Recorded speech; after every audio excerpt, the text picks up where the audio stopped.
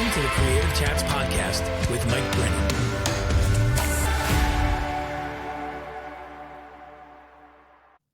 Hey, welcome friends to another episode of Creative Chats. It's the podcast for artists, makers, and content creators where we talk about creativity, the creative process, and story. I'm your host, Mike Brennan.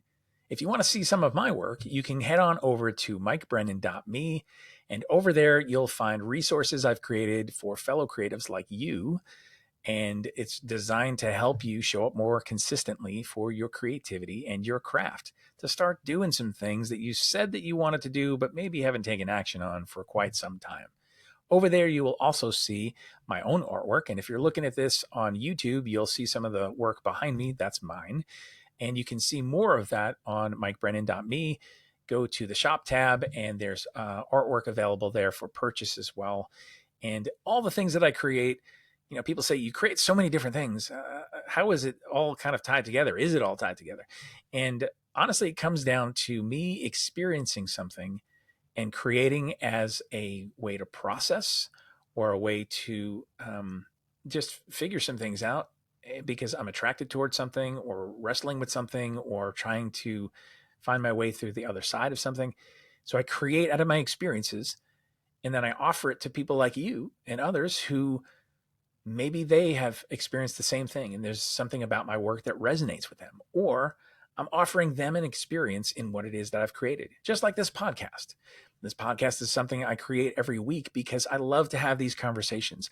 I love to share some of the experiences I've had. You know, if it's a solo episode, I'm sharing maybe some very timely thoughts that I have on some things or things I'm experiencing that I think might resonate with you too, or be a help, a resource, and let you know you're not alone, you're not crazy, or you're in good company, because on this creative journey, we all need to link arms together and support each other more than there is this sense of competition. Always championing community over competition. So today, actually, I get to sit down with Marc Christian, and he is a musician, a cellist, who does some pretty amazing work. And we talk about just his journey, his story, his process, and how he has used his music to actually heal and process through some things for himself as well. What that looks like. We talk a lot also about the business side of things and being a creative entrepreneur, and how sometimes it's hard. You need to take on projects maybe that you wouldn't normally think you would be gravitating towards. And sometimes it's a delightful surprise what happens. Other doors open up. It's about building a relationship. It's about more than the flashy gigs and experiences. And Marc talks about some of those today, even like working with the Grammys.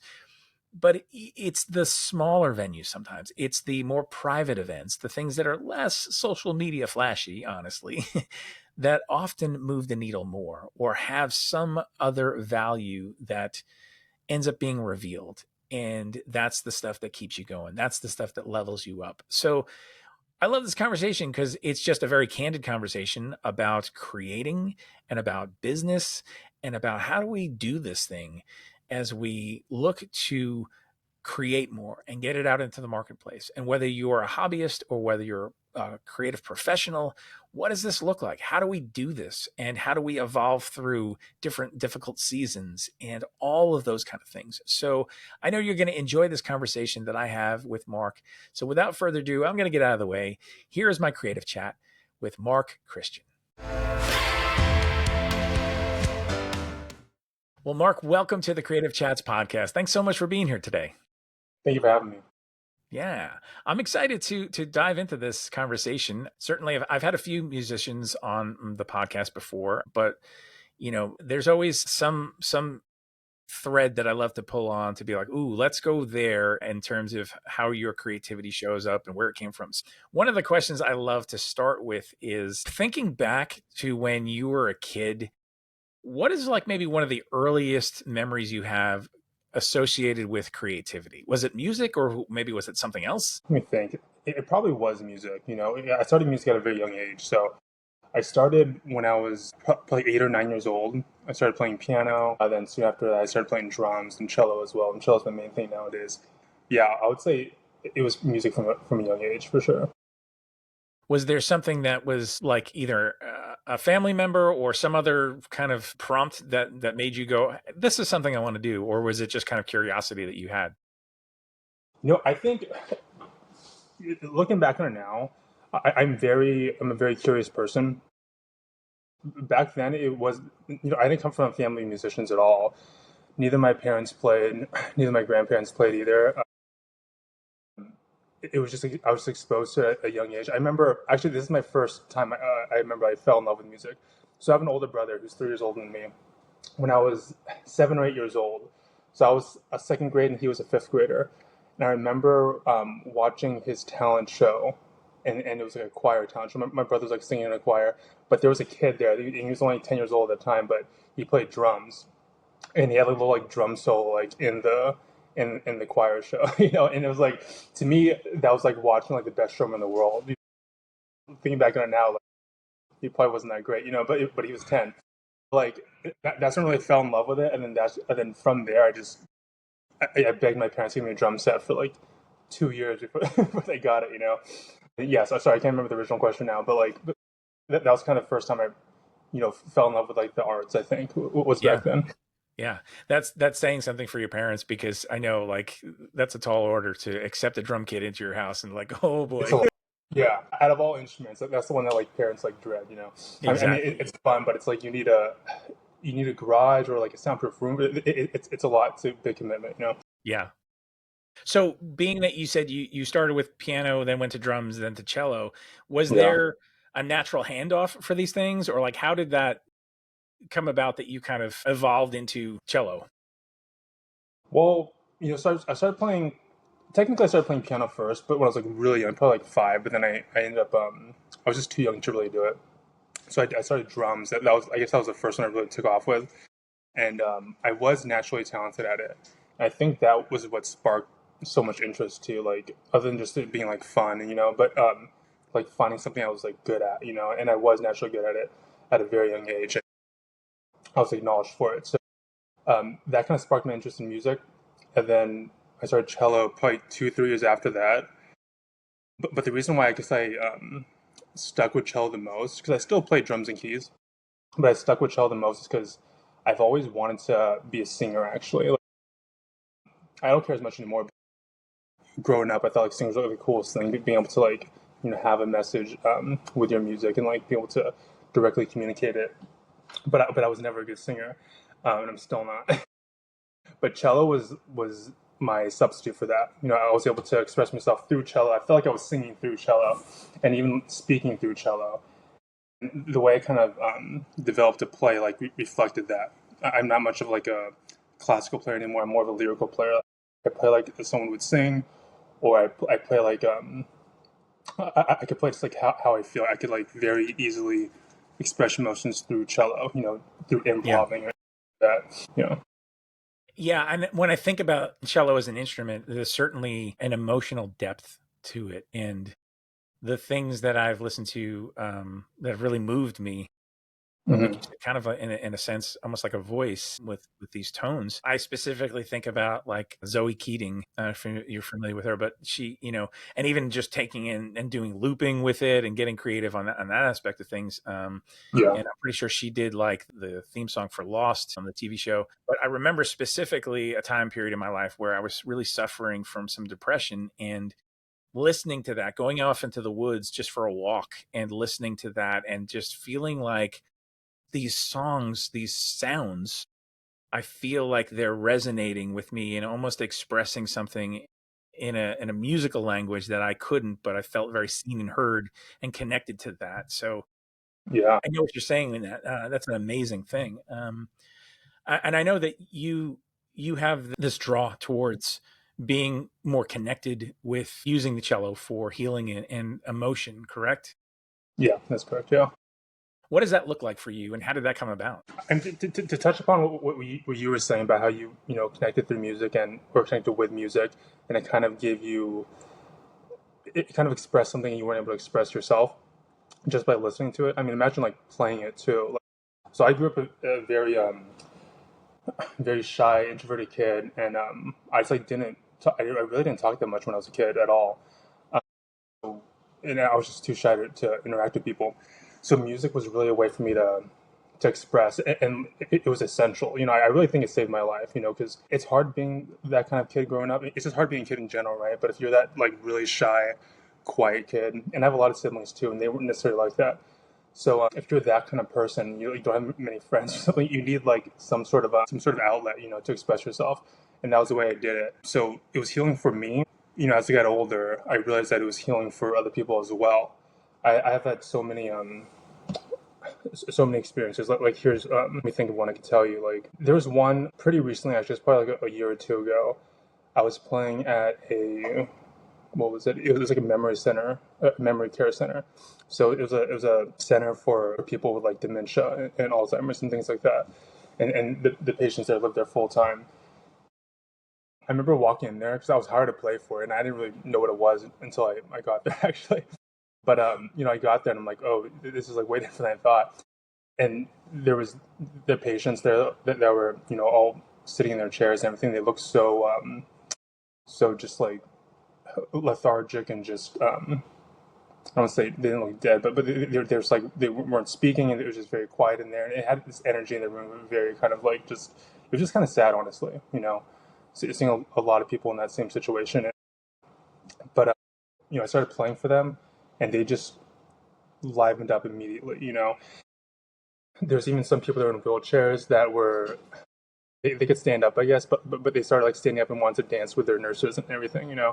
And there was I remember there's this one gentleman at the end who came up to me and he was saying that like he was crying to me and telling me that his son died years ago, and one of the songs I played was the song at his son's funeral, and it was just really healing for him, and he like really expressed his gratitude for me playing, and yeah, so that's one example, but there's been so many things like that throughout my music career, just playing for people, and it's always it's not even intentional on my part, it's just the power of music, and what you do for people. So I really found a lot of purpose doing it. Yeah. When you go to write something like that that carries emotion, obviously, if somebody's writing something and there's words, there's lyrics, that's connecting on a different level. But when Yeah. there's something that's musical, that is a different language. How do you interpret internally or through that process of like, hey, this is what I'm feeling, this is what I want to come through the music, and not necessarily like just go, oh, well, I know if I play this progression or if I'm in this key, it's going to do something like, on an intellectual level, so to speak, Yeah. but rather approach it emotionally to go, here's what I'm feeling, here's what I want to process through as I'm writing this.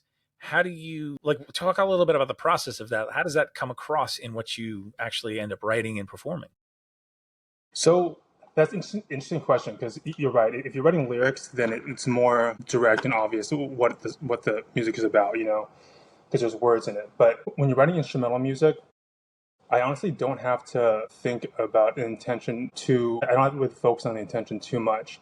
The inspiration is very unconscious, so it has to do with like the life events happening right now. It has to do with where I live, who I'm surrounded by. I used to live in Los Angeles, and the music I wrote there was way different than I moved to. I lived on my parents' farm during COVID, and it was like a very big contrast between like LA and and a farm, and the music came out so differently. So I don't think about it too much. It just happens. And what's really cool about it too is that when I write a song, maybe like a year later, my life situation or feelings about life or worldview would change a little bit, and I look back and I could see like that was like a snapshot into my life about like how I saw the world during that time, what I was feeling during that time. An example of this, I don't want to get too too dark right away, but I was recently contracted to write 30 minutes of music for this immersive art experience for this resort for their residents there. While I was writing it, or right before I was writing it, I had a good friend of mine pass away from suicide. I didn't, I wasn't necessarily thinking about that while I was writing it, but the music was very reflective of that kind of you know, grief, but also like hanging on to wanting to see life positive still, if that makes sense. So you can really feel that and see that in the music, even there's no words. And even though I wasn't necessarily writing it for that reason, it comes out that way because it's just top of mind, when something like that happens. So it's just yeah, I really feel like my inspiration is unconscious, and it happens without uh, me having to have any sort of intention while writing. Yeah. Yeah. And it just becomes an extension of who you are, I'm sure, right? Exactly. Yeah. Yeah. So when you're younger, just returning to your story, right? So you're younger, Mhm. you're pursuing this. I'm assuming there was a point at which you said, "Okay, I want to pursue this as an actual profession." Was that something that you saw modeled to you, so you thought this is an option? Was this something that you're just like, "Hey, I'm just so passionate about this that this is the way forward for me"? Like, talk a little bit about your decision to do that and what that looked like. My decision to do that was like when I was 9 years old. When I was like very young, and I fell in love with music. That was my identity right away. I was like, I'm a musician, and like I just like carried that for many years. As far as being modeled, I had music teachers, so like I guess from them I saw their career, and I did end up teaching music for a while too. But I moved, so I ended up going to college for music too. I went to Cal State Northridge, up in LA County. And then being there, I was like, I'll teach, I'll play like events here and there, and I did. But then I started like seeing more of the music industry, at least the LA industry, while I was there and hanging around Hollywood and stuff. So I was like, I want to do like some celebrity stuff as well, and I ended up doing that as well, like playing different celebrities and stuff, which is a lot of fun. So I guess like when at a young age, to answer your question, I was already like, I'm doing this for a living. I didn't know what else I was going to do, and I didn't even think about anything else really. Like that was like the only focus. Thank God it worked out because that was like the only plan. Right. I didn't have any backup plan or ideas. I remember at one point when I was like struggling financial with it, I was thinking like I'm gonna so looking into like selling insurance or something like just like totally like random from what I had planned. But the music thing ended up working out really well. So it's good. Yeah. Yeah. Yeah. I think everybody has those moments of like, oh, this is a journey, and I'm on part of the journey right now that is really hard. And Yeah. do you really want it? And if you do, what is that going to look like for you to stick through the difficult season, right? Yeah. Yeah. Now, I think going back to like the whole healing of music too, I think if I didn't know that music had that effect and like that I could help people in that way, I probably would have ended up doing something else, honestly, because you need like you need that why, to push through like how hard it is to do art as a living. Like I mean, it's not easy. It gets easier as you push through it, but it's not like applying for a job and then Right. working up like promotions and all that. It's entrepreneurial, and usually as artists, like we don't even think about that stuff at first. Forced to forced to do it later on. Yes, exactly. Was that something on that note of kind of thinking about a creative person as an entrepreneur? Was that something that you just ended up facing because of circumstances and then realized like, "Oh, I've got to wear many different hats and do all this stuff myself as a creative person? Or was it like part of a community that you were part of and it was things you talked about? Or like, how did that thought come to you? Well, you know, my entrepreneurial endeavor didn't start happening until 5 years ago. Before that, I was working as a music educator. I was working in different like studios teaching. I was doing freelancing recording sessions here and there, and then also doing special events for different music agencies. Um, 5 years ago was COVID. Everything got shut down. So I was just teaching online at that point. As things reopened, and I started gigging again. That's also when like major inflation hit, and so I was like, the rates that agencies are paying us is not enough to cut it anymore. Like things are like way too expensive. So and then I started finding out about how much people are making the special events industry. I definitely played like weddings and corporate stuff before, but I was like, you know what? Like if I do this on my own, cut out the middleman, focus on marketing and branding myself and all that, then like I could make a really good living doing it, and that's what I'm doing now. Yeah, so I guess that was like the switch. To be honest, if I knew like what that really what it really took to make that happen, I don't know if I would have done it. I thought I could like make it happen like a year or something, but it took like four 4 years. Yeah. And even, I mean, now it's a lot more stable, but like it's still a grind, you know. But yeah, so yeah, I would say partly forced into it. But I will say though, you know, once I started like consuming all this like business content from different like online business gurus. Like Alex Ramosi is one I like, you know, and his wife Layla Ramosi. Both me and my wife follow them closely because we like how they work together. But I kind of fell in love with like the whole business part too. And if like musicians or artists are watching this, I would say there is like, if you consider yourself a creative and you think like, oh, I'm a creative and there's like business that's separate, there actually is a lot of creativity in how you run your business, and it's really fun once you get into it too. Because like, if it's your business, you can run it however you want. You know, and there's some essential things in there, but how you market yourself, how you brand yourself, how you present yourself, it's all up to you as an artist, and I actually love it. You know, Yeah. so I don't shy away from it at all anymore. Yeah, I think it's intimidating at first, especially depending upon your personality and skill set, that what's Yeah, comes naturally even. But like you said, I think the more that you surround yourself with some people who you can learn from, and also realizing that like when you're a creative entrepreneur, you're a lifelong learner. Like yeah, there is no arriving and that's it. yeah, And I'm sure you can attest to this too, where even your what you do creatively evolves over time. Who you definitely. are as a creative person evolves over time, right? Like, Yeah, can you talk a little bit about that? Like, how have you seen evolution of your work over the years? I would say.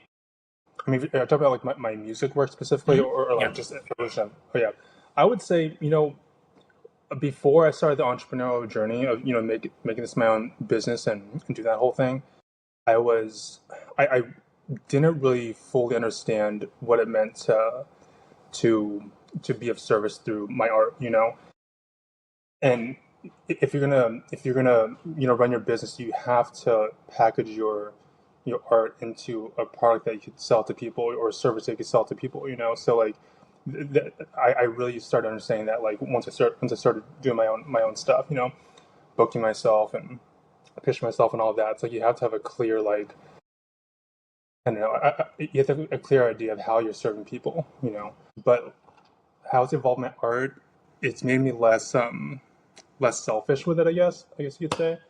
Before I would only play stuff I wanted to play, or that like, or only stuff I would write. Really, I was so against playing any covers because I was like, you know, I'm an artist, I want to just do my own thing.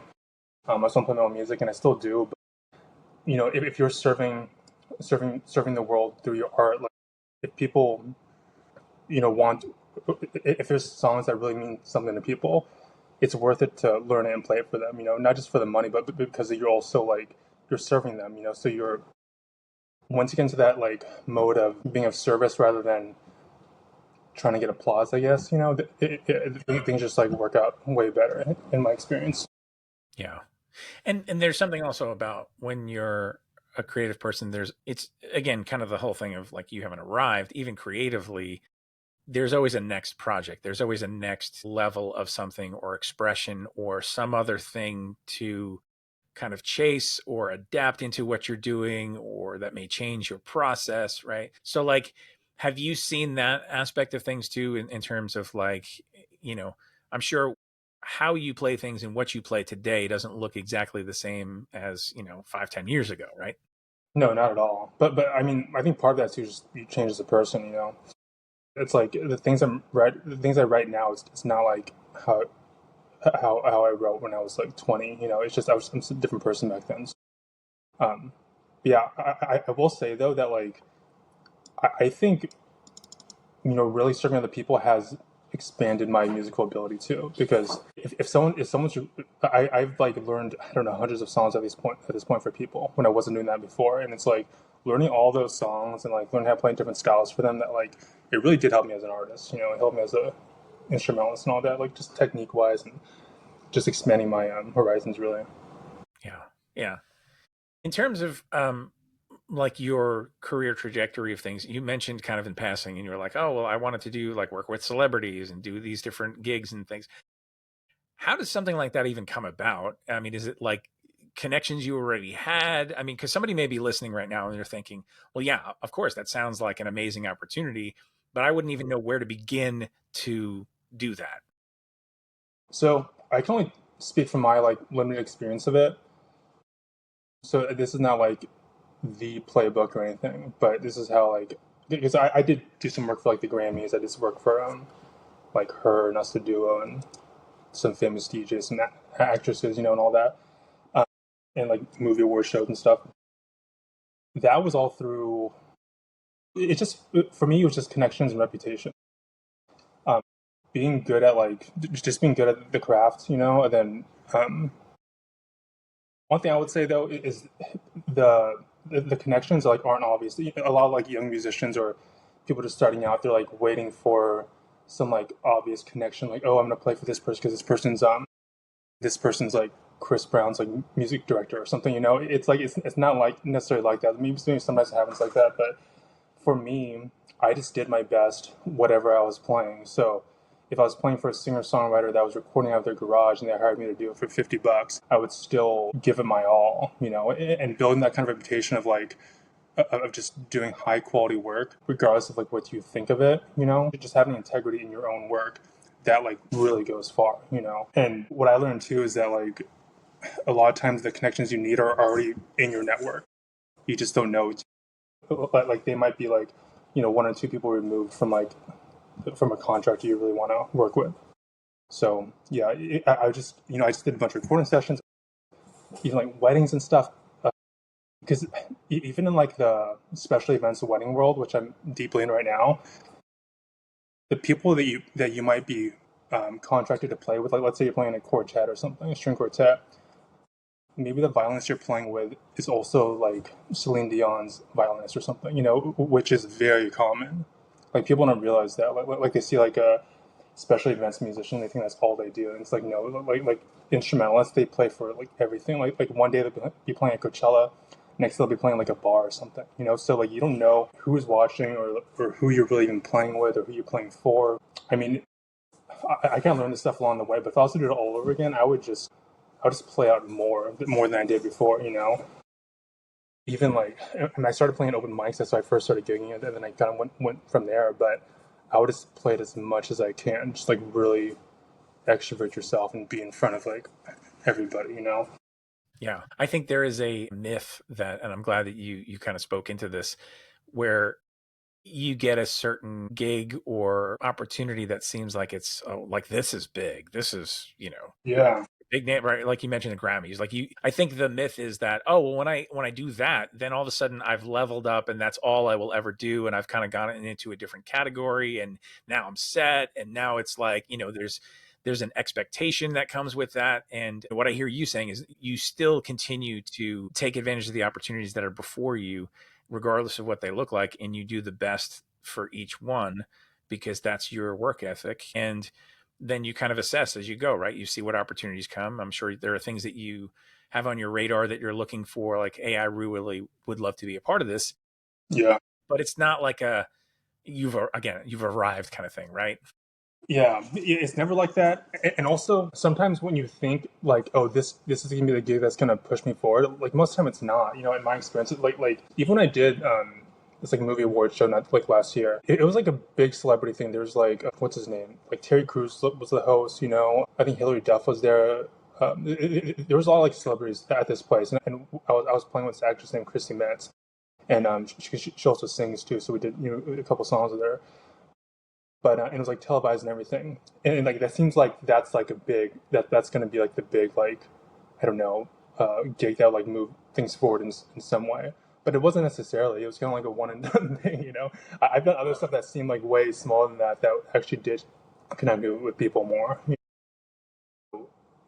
I would just say, if there's anybody listening to this that wants advice, just do your best at everything, and that's like people will notice. I Yeah. remember as far as the Grammy thing. So I have an interesting story about that actually. So when I was, I think probably 18 or 19, I was looking for cello gigs and I didn't have any. So I was looking on Craigslist. I didn't know where to find like a gigs to play. So I was going on Craigslist for it, and someone posted a recording session that they needed cellos for. and the pay was like $40 to record on the song. And I was living in Northridge at the time because I was going to school there, and I drove to like downtown LA to do this recording session for this song for this person. I didn't know who they were at all, and it was a decent studio and everything, but yeah, I was like, even then it was $40, but I was like, you know what, this is like, I'm getting paid for this.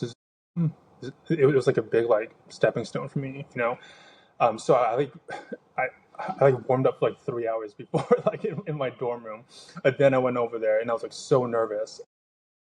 But that person was really connected in the industry. Actually, like he was like really connected. He was like the music director for Jordan Sparks, I think, at the time, and he was doing his own music, which is what I was recording for. I didn't even know that until afterwards. So I did the recording session. It went well. I ended up playing some shows with him later on, a few of them, and he also brought another violinist that was playing with us as well. And that violinist I met from him just doing the shows, and like it was like 3 years later, she was contracting strings for some Grammy work to do these recordings for the Grammys that year, and I was one of them. I was one of the cellists that got on it because of that connection. So like it really did stem from like this like one recording session, a $40 recording session when I was like 19, and then 3 years later, I'm at the Grammys, because of that connection, So it's never obvious. Yeah. Yeah. I think that's a good word too for like being aware, being open, and not having so stringent of expectations of what something's going to look like, where it's going to come from, who it's going to be with, the timing of something. Like I think in the times in my life when I've been too dialed into that have been the times when I've experienced a lot of disappointment and things never go that way. Yeah. When you're open, there are surprises that happen, and Yeah. conversations, like you said, that maybe seem to have nothing to do with anything of what you're really looking for. There's a side door that opens and you end up talking, and then all of a sudden something's revealed and you're like, oh my gosh, like that would never have happened, or I wouldn't have thought to say this in a certain way or to this person or whatever. So yeah, those moments I think are more around us than we're actually aware of. It really is. That's like, I mean, I'm glad I find that, like realize that at a younger age, because it's so important. You just have to, be grateful for all the opportunities, and just do your best and just be nice to people. And like that gets you so far, because no one wants to work with people they think are BSing stuff, or don't appreciate, or don't like, or think they're, if they're being divas. No one wants to work with those kind of people. So just be like humble and grateful and do your best. And that's it. Yeah. Yeah. In terms of like thinking, okay, always creating something the next, right? As a creator, you're always processing what's the next project, what's the next gig, that kind of stuff. What's next for you on the horizon? Is there maybe something that you haven't done yet, even that's maybe not even right within a direct correlation of the music you're doing or the gigs you've been doing, that you're like, this would be a next I would love to step into?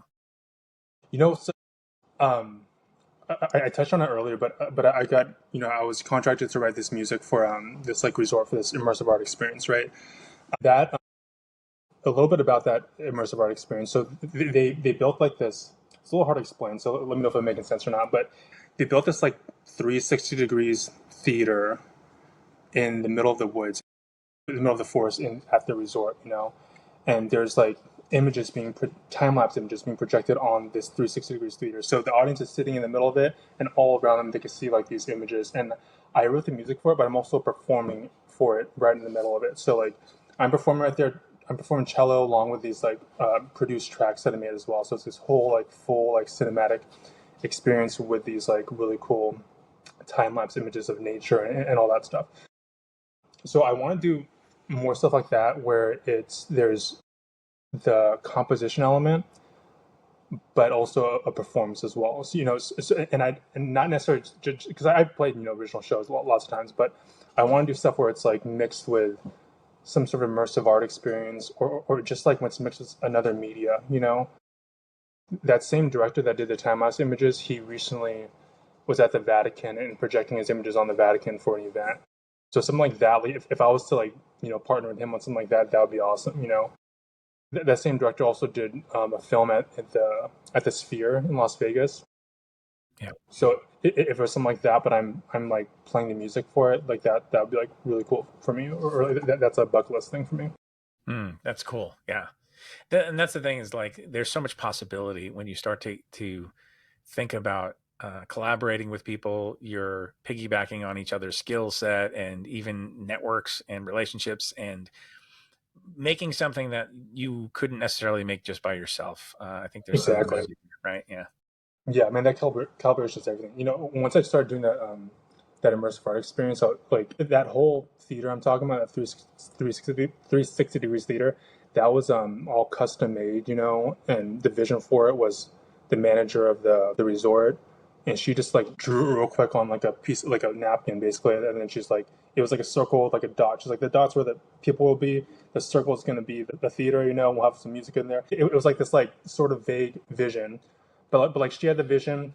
She hired a team to make it happen. She hired me to make the music happen, and just everything like aligned so well, and just made something like way bigger than any of us could have done on our own. So I feel like those kind of collaborations are really. Yeah, for sure. So, thinking about your career and your journey so far, what has been the most surprising thing for you about it? Surprising. Let me think. I guess kind of like how it goes. Like a lot of times it goes in directions that are really great, and I feel like are meant for me, but like I didn't intentionally even go that direction. If that makes sense. So for example, like I lived in Los Angeles for like 10 years. I was doing music out there, and that's where I did like the grammar work and all the celebrity stuff. And I'll still do it every once in a while, but I live like a little further now, so it's I'm not like as much as in that circle anymore. But I started my special events business 5 years ago, like I was saying before.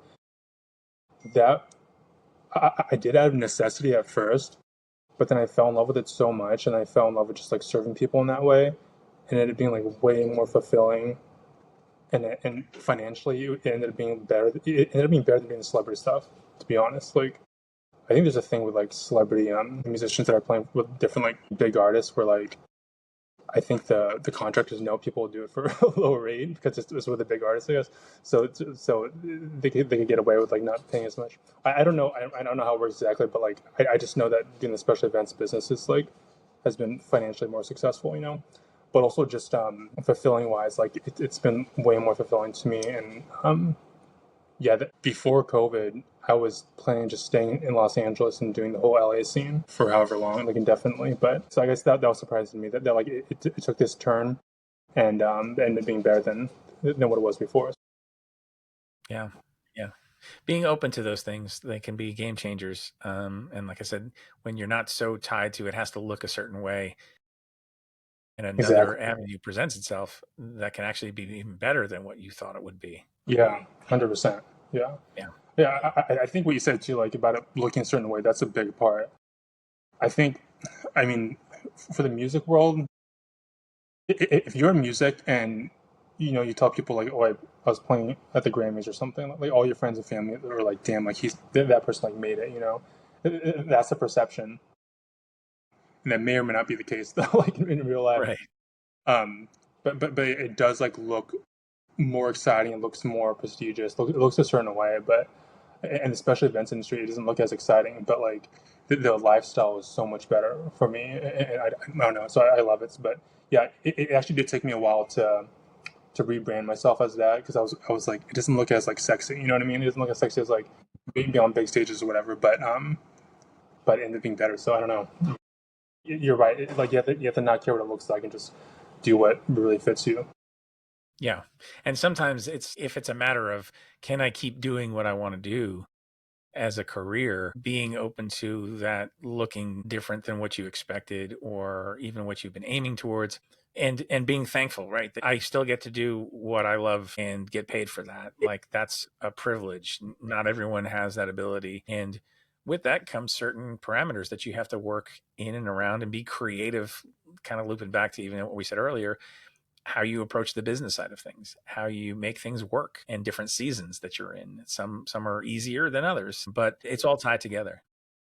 Yeah, I think what you said too about like being able to continue doing it, that's a big success. Like I know some people that are great artists and musicians, but they have to work a separate job because they can't make enough money, doing what they're doing. And it's not because of their music skills; it's because of different business skills, really. But they have their job, and eventually, and I've seen it happen so many times. Like eventually, like their job wins, and then their music stuff is put on the back burner because they need to pay the bills. So it's like it is a big success to like do your art and do what you love and what's fulfilling to you long term. So like you do have to, yeah, be open to kind of working in different avenues adjacent to it. Yeah. And I think at the end of the day, there's sacrifice, and there's sacrifice on either end of things. And it's not a right or wrong thing because everybody has to navigate their own journey and figure that piece Yeah, out. But if you're more wired for security and predictability and you have that job, then that is going to be the thing that will win out because you'll sacrifice your own creative endeavors because it maybe seems scary or too hard or you're not sure how to do it. And on the opposite side, if you pursue your creative passions, there are going to be times when you have to sacrifice because, hey, I don't know how I'm making the bills this month. I got to get real scrappy and creative, or I'm enduring some extra pain in a category that somebody who has something more steady doesn't have to deal with. So it's a matter of which hard do you choose, right? yeah, exactly. And it depends on your situation too. If you have like a wife and kids, or people that are relying on you, it's like you don't want to. I mean, I don't ever want to be the type of man that like is like, oh, I need to do my music, even though it's not making enough money, and then my wife and kids are just like, suffering because of that. Like that's not right either. So you have to, yeah, you have to find what works. It does make you. It's made me very like money focused because, like you said, there's things that are unpredictable about it. I mean, even when COVID happened, like right now, like all my money's made through performing for people. If something like COVID happens again, I'm not gonna be able to do that, obviously. So it's gonna, I'm not gonna have any income. So like, I'm like so conservative with like with money now. Like me and my wife, like we make sure we have like a year's worth of expenses just like on hand, because like the nature of the business. I mean, everything's been going well so far, but it's just like, yeah, you never know. It's not like a job where like you have like that same paycheck over and over again. Some months to make a lot, some months to make a little bit. So it's you need to do your finances differently than someone that has a regular job, I would say. Yeah. Yeah. And that's all part of this creative journey. And that's why I love having these conversations because when people lend their experiences and their thoughts on these things, it really helps fill out some of the gaps sometimes for somebody who may be in the midst of something who they're listening right now and they're like, I feel so alone in the midst of what I'm experiencing. I think I'm the only one who maybe is experiencing these things. And I know when I was in those places, it was so valuable to have resources like podcasts and people's biographies and things to access to go, oh, this is actually part of the process. This is part of the journey. Like I'm not alone in this. I'm not crazy. And to be seen and heard, even if it's just that person never really sees you particularly, just hearing their experience, hearing their thoughts somehow makes you feel like a little better because you're understood, right? Yeah, no, 100%. I mean, for me, the people that I would see or like I would listen to on podcasts weren't even that kept me going weren't even musicians. It was always entrepreneurs, Mm-hmm. because like that's because no matter what your business is, like the entrepreneur endeavor always is going to have those like years of uncertainty. There's always that fear that like you're working so hard at something for years and it's not going to pay off, Right. and like to see other people like also have the same thoughts but like make it happen, like that's like what keeps you going. So if musicians should listen to this, I would recommend trying to follow those people. That's what really helped me more so than other musicians actually. It's just like entrepreneurial people. Yeah. Yeah. And we can learn from anybody, honestly, but Yeah, certainly when it comes to, I think there is something about the entrepreneurial crowd that it's spoken more about the risks involved and the growth and evolution yeah, and the lessons learned. I think it's kind of baked into the culture to yeah, be more forward with that stuff. yeah. I'm like so happy like like people like content creators like that exist right now. Because I don't think it's been a thing for that long. So it kind of like blew up at the perfect time for me just to have those people there. Yeah. Yeah. Awesome. Well, Marc, this has been a great conversation. I so value just the insights that you learned and the experiences you've shared today. And as we kind of bring things to a close, where can people find you? How can they connect with you? Like lay some links and places on us. I'm most active on Instagram, I would say. I have I have an Instagram, Facebook, TikTok, YouTube, and my website. Instagram is where I'm most active on, and the links for all those other socials are on there. So it's instagram.com/markchristian.cello. And Mark is with a C, not a K. Then, a lot of people think cello is spelled with a CH, but cello is CELLO. Yes. Like Jello. So, yeah. Awesome. Well, I'll be sure to put that in the show notes, make it real easy for people to just click and follow along. Highly encourage people to check out your not only your socials and your music, just to kind of get in your orbit and to learn from you, even from this point forward. So thank you again so much for this time today. Thank you so much for having me. I appreciate it.